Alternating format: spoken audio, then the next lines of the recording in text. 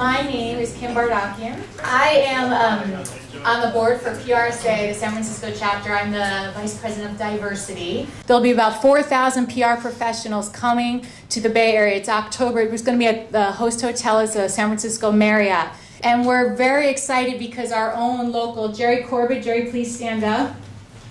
Jerry is our president-elect, which means next year during the convention year, he's our national PRSA president, which is a big deal to have the convention and the president in the same cities. The job market has been tough for the last 3 years, and a lot of people are looking for advice, they're looking for counsel, they're looking for direction. So the panel discussion this evening hit on a lot of different areas of career management, including the resumes and networking, and how to connect with employers or reinvent yourself. So it was a terrific event, and I think folks got a lot out of it. So without further ado, I'd like to introduce Marcus Osborne, who has really made the transition from using his radio skills and producing skills he does online, and he'll tell you more about a content for a very interesting, provocative website and podcast called Your Straight Male Friend. Marcus Osborne. Thank you.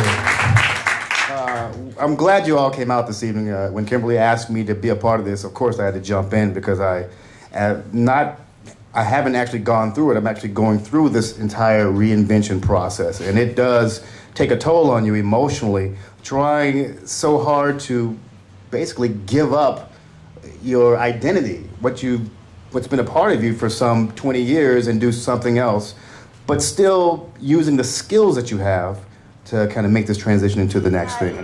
I listened to today's panel speakers, and also being in the mixer, I find out how great the organization is and how beneficial it is to listen to their advice and just to be in the group of people in the field you want to pursue. There are many people, hundreds, thousands of people who were radio veterans who no longer could find their place because they weren't really valued anymore. So all of that to sort of say, the shorter you can make that arc of coming to terms with the fact that it's not you, and that perhaps moving on and trying to redefine yourself is the best way to go, the better off. I graduated SF State last year with a creative writing degree, and I'm moving towards my Master's of Business Administration degree in the following fall.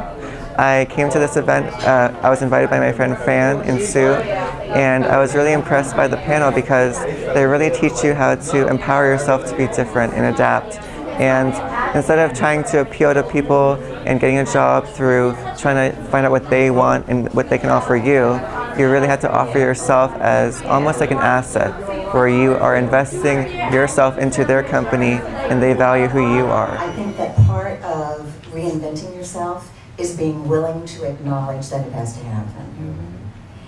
My late father had something he would always say to me whenever I was faced with something difficult. Dad would say, "Valerie, why does the car have a rear view mirror?" To which I learned the answer was, "So you know where you come from, Dad." And he'd go, "That's right." But what happens if you look in the rear view mirror too long, he would ask me. And the proper answer was, you won't know what you run into. He wasn't talking about having an accident. He was talking about running past an opportunity. I thought it was really very fascinating to have the expertise that they had today, the combination of PRSA and BABJA joining together to bring 4 great speakers in Valerie, Michael, Maureen, and Gill to talk about how people can reinvent themselves. In this changing environment with companies not having people work more than 5 to 7 years at the most, and where there's a need for creativity and for people to just reinvent themselves because out of economic necessity, I thought it was a very, very good panel discussion. Some real life examples that people expressed, showing that, you know, it's not always simple to do it, but it's necessary to reinvent yourself and to be led by your passion, to get the additional training that's necessary in some cases, and to move forward and not to be defined by a corporation, but to define your own self, to have your own brand. And I thought that was the best advice, that you are your own brand and that you can be creative and you can do things differently in order to enjoy life and make a living for yourself. So it was a wonderful, wonderful collaboration. If you're going to be an advocate for a particular community and you write about that as a journalist, how can you not be an advocate for an organization that you believe in? So take those skill sets that are naturally transferable and plug them into opportunities.